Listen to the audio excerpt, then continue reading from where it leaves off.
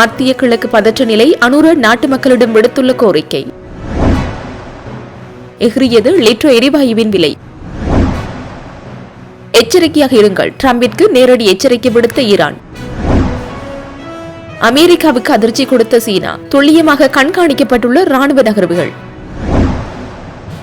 எரிபொருள் விநியோகத்தை தடையின்றி முன்னெடுப்பதற்காகவே விலை அதிகரிப்பு அரசாங்கம். இலங்கை கடற்பரப்பில் தாக்கப்பட்ட போர்க்கப்பல் தொடர்பில் ஈரானின் குற்றச்சாட்டு. யாழில் கடந்த வருடத்தில் மட்டும் 62 கோடி ரூபாய் மோசடி, விடுக்கப்பட்ட எச்சரிக்கை. ஆரம்பித்து வைக்கப்பட்ட நல்லொரு சங்கிலியன் பூங்கா புனரமைப்பின் முதற்கட்ட துப்புரவு பணிகள். மத்திய கிழக்கில் நிலவும் போர்ச்சூழலுக்கு மத்தியிலும் அடுத்த 2 மாதங்களுக்கு தடையின்றி எரிபொருள் மற்றும் எரிசக்தி விநியோகத்தை உறுதிப்படுத்துவதற்கான அனைத்து ஏற்பாடுகளும் செய்யப்பட்டுள்ளதாக ஜனாதிபதி அனுரகுமார திசாநாயக்க தெரிவித்துள்ளார். நேற்று கொழும்பில் நடைபெற்ற நிகழ்வொன்றில் உரையாற்றும் போது அவர் இதனை குறிப்பிட்டுள்ளார். இதன்போது மேலும் குறிப்பிட்டதாவது, மத்திய கிழக்கு மோதல்களால் எத்தகைய சவால்கள் ஏற்பட்டாலும் இன்னும் 2 மாதங்களுக்கு தேவையான எரிசக்தி கையிருப்பு உறுதி செய்யப்பட்டுள்ளது. மத்திய கிழக்கின் தற்போதைய பதற்ற நிலை எவ்வளவு காலம் நீடிக்கும் என்பதை உறுதியாக கூற முடியாது என்பதால் எரிபொருள் மற்றும் மின்சாரத்தை மிகவும் சிக்கனமாக பயன்படுத்துமாறு ஜனாதிபதி மக்களிடம் கோரிக்கை விடுத்துள்ளார். லிட்டர் எரிவாயு விலைகளை அதிகரிக்க தீர்மானிக்கப்பட்டுள்ளதாக லிட்டர் எரிவாயு நிறுவனம் அறிவித்துள்ளது. அதன்படி 12.5 கிலோகிராம் எரிவாயு சிலிண்டரின் விலை 300 ரூபாவால் அதிகரிக்கப்பட்டுள்ள நிலையில் அதன் புதிய விலை 3990 ரூபாவாகும். அதேபோல் 5 கிலோகிராம் எரிவாயு சிலிண்டரின் விலை 120 ரூபாவால் அதிகரிக்கப்பட்டுள்ள நிலையில் அதன் புதிய விலை 1602 ரூபாவாகும். மேலும் 2.3 கிலோகிராம் எரிவாயு சிலிண்டரின் விலை 56 ரூபாவால் அதிகரிக்கப்பட்டுள்ள நிலையில் அதன் புதிய விலை 750 ரூபாவாகும். ஹோமோஸ் நீரிணி ஊடாக எண்ணெய் கொண்டு செல்வதற்கு ஈரான் தொடர்ந்து இடையூறு விளைவித்தால் அந்த நாட்டுக்கு எதிராக வாஷிங்டன் 20 மடங்கு கடுமையான தாக்குதலை நடாத்தும் என ஜனாதிபதி டிரம்ப் சமூக வலைதளத்தில் பதிவிட்டிருந்தார். இதற்கு ஈரானின் தேசிய பாதுகாப்பு உயர்மட்ட சபையின் செயலாளர் அலி லாரிஜானி கடும் பதிலடி கொடுத்துள்ளார். இதுகுறித்து அலி லாரிஜானி தனது எக்ஸ் தளத்தில், ஈரானிய மக்கள் உமது வெற்று மிரட்டல்களுக்கு ஒருபோதும் அஞ்சு போவதில்லை என அவர் குறிப்பிட்டுள்ளார். உங்களை விட அதிக பலம் வாய்ந்தவர்கள் கூட ஈரானை அழிக்க முயற்சி செய்து தோல்வி அடைந்துள்ளனர் என அவர் சுட்டிக்காட்டியுள்ளார். எனவே எச்சரிக்கையாக இருங்கள், சிலவேளை உமது அழிவு உம்மாலை ஏற்படக்கூடும் என அவர் டிரம்பிற்கு நேரடி எச்சரிக்கை விடுத்துள்ளதாக வெளிநாட்டு ஊடகங்கள் செய்தி வெளியிட்டுள்ளன. ஹோமோஸ் நீரிணையை மையப்படுத்தி அமெரிக்காவுக்கும் ஈரானுக்கும் இடையில் போர் பதற்றம் அதிகரித்து வரும் நிலையில் இரு நாடுகளுக்கும் இடையிலான இந்த வார்த்தை போர் சர்வதேச அளவில் பெரும் பரபரப்பை ஏற்படுத்தியுள்ளது. சீனாவுக்கு சொந்தமான ஒரு செயற்கைக்கோள் தரவு நிறுவனம் மத்திய கிழக்கில் அமெரிக்காவின் ராணுவ நடவடிக்கைகளை விண்வெளியிலிருந்து கண்காணித்து வந்ததாக தகவல் வெளியாகியுள்ளது. மிசார் விஷன் என்ற ஷாங்காய் நிறுவனமே உயர்தரத்திலான செயற்கைக்கோள் படங்களை வெளியிட்டு அமெரிக்க போர் விமானங்கள், ஏவுகணை பாதுகாப்பு அமைப்புகள் மற்றும் கடற்படை நகர்வுகள் குறித்த விவரங்களுடன் இணையத்தில் பகிர்ந்துள்ளது. இந்த படங்களில் ஓட்டா விமானப்படை தளத்தில் இருந்த F-22 டெலத் போர் விமானங்கள் மற்றும் பிரின்ஸ் சுல்தான் விமான தளம், அல் உதைத் விமான தளத்தில் உள்ள அமெரிக்க ராணுவ இயக்கங்களும் இதில் பதிவு செய்யப்பட்டுள்ளன. மேலும் உலகின் மிகப்பெரிய அமெரிக்காவின் விமானம் தாங்கிய கப்பலான USS ஜெரால்ட் R. ஃபோர்டின் இயக்கங்களும் செயற்கைக்கோள் படங்களில் கண்காணிக்கப்பட்டுள்ளன. இந்த நிலையில் சீனாவின் பெரிய செயற்கைக்கோள் வலையமைப்பு மூலம் இந்த தகவல்கள் சேகரிக்கப்பட்டிருக்கலாம் என்றும் இது தற்போது ஈரான் போரில் முக்கியமான புலனாய்வு அம்சமாக பார்க்கப்படுவதாகவும் சர்வதேச வட்டாரங்கள் தெரிவிக்கின்றன. உலக சந்தையில் மசகு எண்ணெய் விலை சடுதியாக அதிகரித்துள்ள நிலையில் உள்நாட்டு எரிபொருள் விநியோகத்தை தடையின்றி முன்னெடுப்பதற்காகவே விலை அதிகரிப்பு மேற்கொள்ளப்பட்டது. மக்களின் நலன் கருதியே மிக குறைந்த அளவிலேயே விலையேற்றம் செய்யப்பட்டுள்ளதாக அமைச்சரவை பேச்சாளர் அமைச்சர் நலிந்த ஜெயதீச தெரிவித்தார். சர்வதேச சந்தையில் எரிபொருள் விலை 36% அதிகமாக உயர்ந்துள்ள பின்னணியில் இலங்கையிலும் எரிபொருள் விலையை அதிகரிக்க வேண்டிய கட்டாயம் ஏற்பட்டுள்ளதாக குறிப்பிட்ட அவர், தனியார் நிறுவனங்கள் இறக்குமதியை நிறுத்தும் அபாயம் மற்றும் உலக சந்தை நிலவரங்களை கருத்தில் கொண்டு விலை சூத்திரத்தின் அடிப்படையில் இந்த மாற்றம் செய்யப்பட்டுள்ளதாகவும் சுட்டிக்காட்டினார். கொழும்பில் உள்ள அரசாங்க தகவல் திணைக்களத்தில் இடம்பெற்ற வாராந்த அமைச்சரவை தீர்மானங்களை அறிவிக்கும் ஊடகவியலாளர் மாநாட்டிலேயே அமைச்சரவை பேச்சாளர் இதனை தெரிவித்தார். அவர் மேலும் குறிப்பிடுகையில், இலங்கையில் மாத்திரம் எரிபொருள் விலை அதிகரிக்கப்படவில்லை. பல்வேறு நாடுகள் எரிபொருள் விலைகளை அதிகரித்ததோடு மாத்திரமின்றி பலசக்தி பயன்பாட்டை குறைப்பதற்கான நடவடிக்கைகளை கூட முன்னெடுத்துள்ளன. பங்களாதேஷில் பல்கலைக்கழகங்கள் மூடப்பட்டுள்ளன. சில நாடுகளில் 90% வரை எரிபொருட்களின் விலைகள் அதிகரிக்கப்பட்டுள்ளன. பிப்ரவரி 27 உலக சந்தையில் $72 காணப்பட்ட மசகு எண்ணெய் விலை மார்ச் 8ஆம் தேதியன்று $108 வரையும் 9ஆம் தேதி $119 வரையும் உயர்வடைந்துள்ளது. அந்த வகையில் உலக சந்தையின் மசகு எண்ணெயின் விலை 36% அதிகரிப்பை காண்பிக்கின்றது. இதேபோன்று சுத்திகரிக்கப்பட்ட எரிபொருட்களின் விலைகளும் அதிகரிக்கப்பட்டுள்ளன.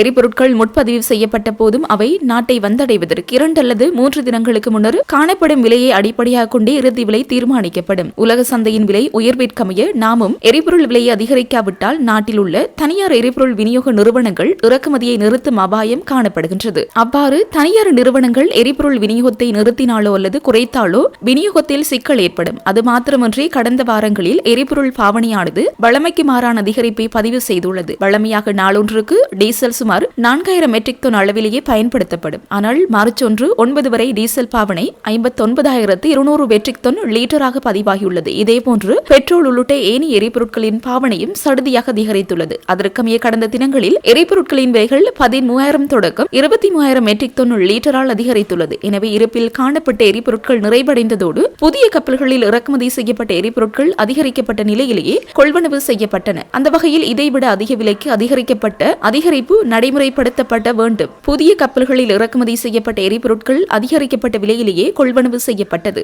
அந்த வகையில் இதைவிட அதிக விலை அதிகரிப்பு நடைமுறைப்படுத்தப்பட்டிருக்க வேண்டும். எனினும் மக்களின் நலன் கருதி சிறிய அளவிலான விலை அதிகரிப்பே நடைமுறைப்படுத்தப்பட்டுள்ளது. விலை அதிகரிப்பினால் எரிபொருட்களின் பாவனையை மக்கள் வரையறுத்துக் கொள்வர் என்றும் எதிர்பார்க்கின்றோம். உலக சந்தையில் எரிபொருள் விலை அதிகரிப்பை கவனத்திற்கொண்டு நிதி அமைச்சருடன் இணைந்து குறுகிய காலத்திற்கு நிவாரணம் வழங்குவது குறித்தும் அவதானம் செலுத்தப்பட்டுள்ளது. உலக நாடுகளின் போர் நிலவரம் தொடர்பில் எவ்வித எதிர்வு கூறல்களையும் கூற முடியாது என்பதனால் இனிவரும் நாட்களில் எரிபொருட்களின் விலை திருத்தங்கள் தொடர்பிலும் தற்போது திறமாக எதையும் கூற முடியாது. வழமையான விலை சூத்திரத்திற்கு அமையவே இம்முறையும் விலை திருத்தம் மேற்கொள்ளப்பட்டுள்ளது என்றார்.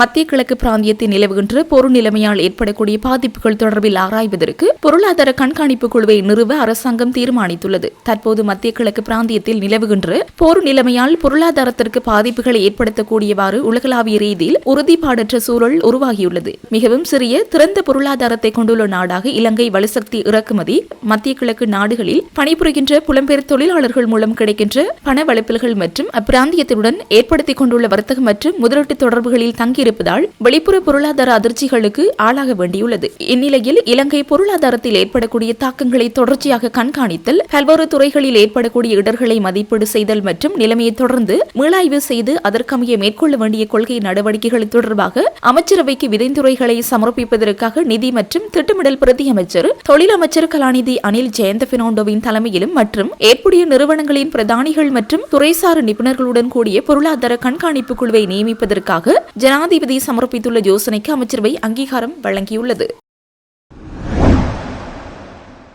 இலங்கை கடற்பரப்புக்கு அருகே ஈரானின் ஐரிஸ் டீனா என்ற போர்க்கப்பல் மூழ்கிய சம்பவத்தில் மீட்பு பணிகளை அமெரிக்கா திட்டமிட்டு தடுத்ததாக ஈரான் குற்றம் சாட்டியுள்ளது. இந்த தாக்குதலை ஒரு போர்க்குற்றம் என்றும் ஈரான் வர்ணித்துள்ளது. ஈரான் வெளியுறவு அமைச்சகத்தின் பேச்சாளர் இஸ்மாயில் பாகே இந்த குற்றச்சாட்டை முன்வைத்துள்ளார். இந்திய கடற்படையின் அழைப்பின் பேரில் கூட்டு கடற்படை பயிற்சி மற்றும் துறைமுக விஜயத்திற்காக சென்று திரும்பிய போதே போர்க்கப்பல் தாக்குதலுக்குள்ளானதாக குறிப்பிட்டுள்ளார். கடந்த புதன்கிழமை இந்தியா மற்றும் இலங்கை கடற்கரைகளுக்கு அருகே இச்சம்பவம் நிகழ்ந்துள்ளது. இது தொடர்பாக தனது சமூக வலைதள பக்கத்தில் பாகை 11 இட்டுள்ளார். இந்த தாக்குதல் ஒரு கொடூரமான செயல். இது போர் குற்றத்திற்கு சமமானது. மேலும் கடலில் தத்தளித்த மாலுமிகளை காப்பாற்றும் மீட்பு பணிகளை அமெரிக்கா வேண்டுமென்றே தடுத்து நிறுத்தியது என்று தெரிவித்துள்ளார். இந்த சம்பவத்தில் மொத்தம் 100 ஈரானிய மாலுமிகள் உயிரிழந்துள்ளதாக ஈரான் உறுதிப்படுத்தியுள்ளது. உயிரிழந்தவர்களில் இதுவரை 84 பேரின் உடல்கள் அடையாளம் காணப்பட்டுள்ளன. உயிரிழந்த மாலுமிகளின் உடல்களை மீண்டும் ஈரானுக்கு கொண்டு செல்வதற்கான பணிகளில் இலங்கை அரசு முழு ஒத்துழைப்பை வழங்கி வருவதாக தெரிவிக்கப்பட்டுள்ளது. இலங்கை அரசாங்கத்தின் உதவியுடன் இந்த உடல்கள் விரைவில் ஈரானுக்கு அனுப்பி வைக்கப்பட உள்ளன. இந்த சம்பவம் சர்வதேச கடற்பரப்பில் பெரும் பரபரப்பை ஏற்படுத்தியுள்ளதுடன் பிராந்திய பாதுகாப்பு குறித்த கவலைகளையும் அதிகரித்துள்ளது.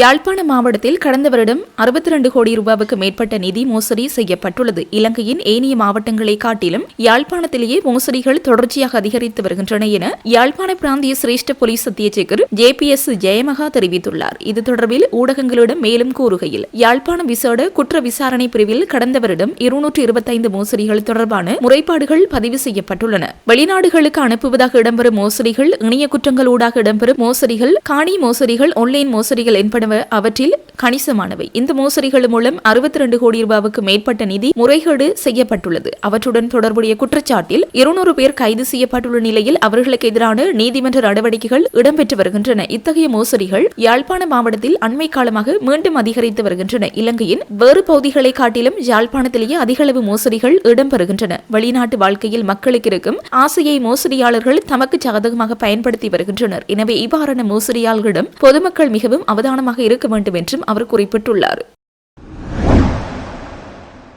நல்லூர் சங்கிலியன் பூங்கா புனரமைப்பின் முதற்கட்டமாக துப்புரவு பணிகள் நேற்று பதில் முதல்வர் இமானுவேல் தயாளன் தலைமையில் ஆரம்பித்து வைக்கப்பட்டன. மனதை நெருட வைக்கும் வகையில் பெரும் பற்றை காடுகளாக காட்சியளித்த இந்த பூங்கா யாழ் மாநகர சபையால் புனரமைப்பு செய்யப்பட உள்ளது. முதற்கட்டமாக இந்த பூங்கா சுற்றுமதில் அமைப்பதற்கு நிதி ஒதுக்கப்பட்டுள்ள நிலையில் ஆரம்ப பணிகள் நேற்று இடம்பெற்றன. மண்ணுக்காக உயிர் நீத்தவர்களது நினைவான அமைக்கப்பட்ட இந்த பூங்கா நீண்ட காலமாக புனரமைக்கப்படாது கைவிடப்பட்டிருந்த நிலையில் பல தரப்பட்டோர் மத்தியிலும் பெரும் நெருடலாக இது இருந்தது. அதன் தேவை கருதியும் அங்கு பெரும் குற்றச்செயல்கள் இடம்பெறுகின்றன என்ற பல தரப்பினராலும் முறைப்பாடுகள் தெரிவிக்கப்பட்டிருந்த நிலையில் அதனை யாழ் மாநகர சபை புனரமைக்க தீர்மானித்துள்ளது. யாழ் மாநகர சபையின் விசேட நடவடிக்கைகளில் ஒன்றாக இந்த திட்டம் முன்னெடுக்கப்பட்டுள்ளமை பெரும் வரவேற்பை பெற்றுள்ளது. இந்த நிகழ்வில் யாழ் மாநகர சபையின் ஆணையாளர், கணக்காளர், பொறியியலாளர், முன்னாள் போராளிகள், உறுப்பினர்கள், குழு தலைவர்கள் கலந்து கொண்டனர். இத்துரித செயற்பாடாக இந்த வேலை திட்டம் அமையும் என்று பதில் முதல்வர் தெரிவித்துள்ளமை குறிப்பிடத்தக்கது.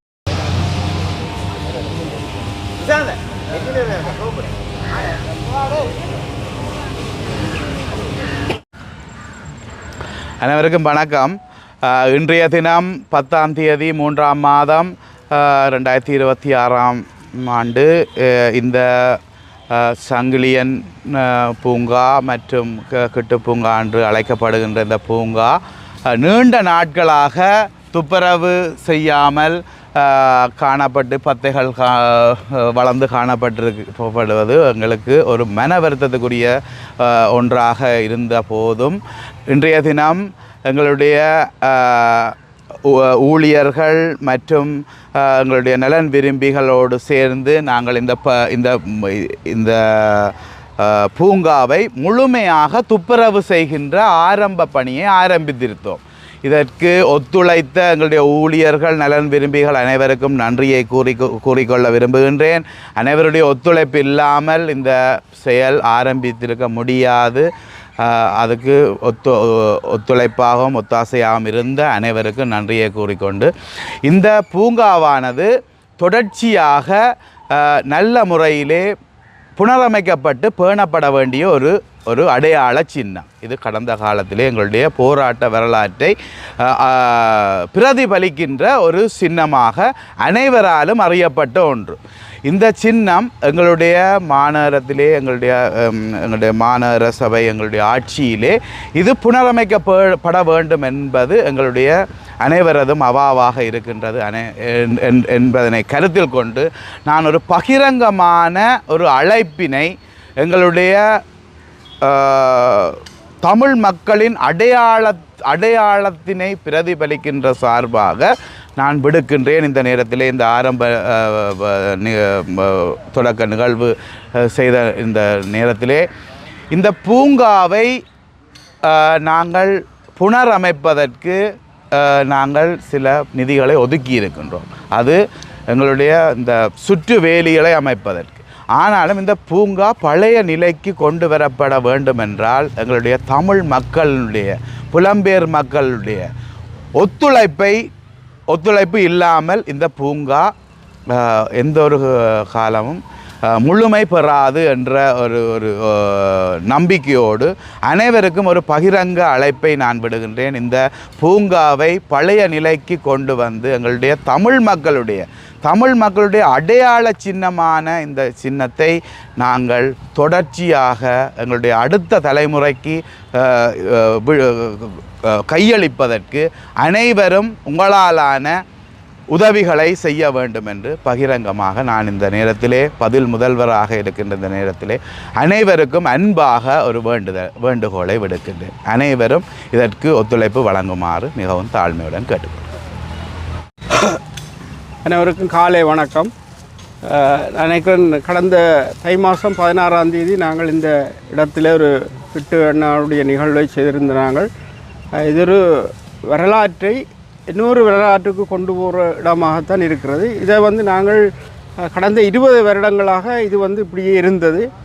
நாங்கள் இந்த 16ஆம் தேதி நிகழ்வில் நான் இது தொடர்பாக ஒரு தெளிவான விளக்கத்தை சொன்னேன். நான் இந்த இடத்துல என்ன இருந்தது, எப்படி இருந்தது, இது எப்படி இப்போ இருக்குன்றது, இதை எப்படி மாற்றணும்ன்றது ஒரு பகிரங்கமான வேண்டுகோளையும் விடுத்திருந்தேன். நாங்கள் இதை மாநகரசை தான் செய்யணும் என்று சொல்லியும் அதில் நான் அந்த குறிப்பிட்டிருந்தேன். நான் அதுக்குரியவர்கள் யாழ் மாநகரசை தான். ஏனென்று சொன்னால் கடந்த காலத்தில் இது பல்வேறு விஷயங்களும் இந்த இடத்துல இருந்தது. இது ஒரு இரட்டை வீதியாக இருந்தது.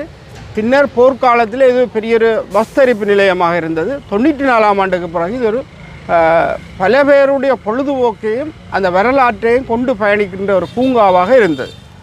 யுத்தத்து ஆரம்பிக்கப்பட்ட பின்னர் இது முழுமையாக அழிவடைஞ்சிட்டு 2003ஆம் ஆண்டு, 2004ஆம் ஆண்டு, 2005ஆம் ஆண்டு மீள நாங்கள் இந்த இடத்துல சில நிகழ்வுகளை செய்த நாங்கள் உண்மையிலே இந்த இடத்தை இப்படி விட இயலாது. உலகம் எங்கேயோ போயிருக்குது. உலகத்தில் பல்வேறு களியாட்டங்களை பிரதிபலிப்பிக்கக்கூடிய இடங்கள் மாறி இருக்குது. இதை வந்து நாங்கள் ஒரு வரலாற்றுக்குரிய இடமாக மாற்றணும் என்று சொன்னால் அதுக்கு இந்த மாநகர பூரணமான செயற்பாட்டுக்கு இறங்கணும். அதுக்கான முயற்சி இன்றைக்கு எடுத்திருக்கணும். அவர்களோடு சேர்ந்து நீங்கள் ஒருவரும் பயணிக்கணும் என்று சொன்னால் இதுக்குரிய நிதியம் வந்து ஒரு கணிசமான நிதியம் ஒதுக்கப்பட்டிருக்குன்னு நாங்கள் அறிகிறோம். புலம்பெயர்ந்து வாழுகின்ற தேசத்தில் இருக்கிற உறவுகள் நீங்கள் நிதியை கொடுக்காட்டிக்கும் அதுக்குரிய பொருட்களை கொடுக்குறதுக்கு ஆவணம் செய்யலாம். வேணும்னு சொன்னால் இதில் எங்கள்கிட்ட பழைய படங்கள், கொஞ்சம் குறுகிய படங்கள் இருக்குது. அந்த வடிவங்களை ஒத்ததாக எதிர்காலத்தில் ஒரு பூங்காவை வடிவமைத்து கொண்டு வரணும். நாங்கள் எப்போயும் வரலாற்றை விட்டுட்டு வரலாற்றை கடந்து போக முடியாது. சங்கிலிய மன்னன் ஆண்டு இடத்துல அவருக்குரிய அரண்மனை என்று நினைக்கிறோம் பல 100 ஆண்டுகளாக இந்த இடத்துல இன்றைக்கும் வாழ்ந்து கொண்டிருக்கு.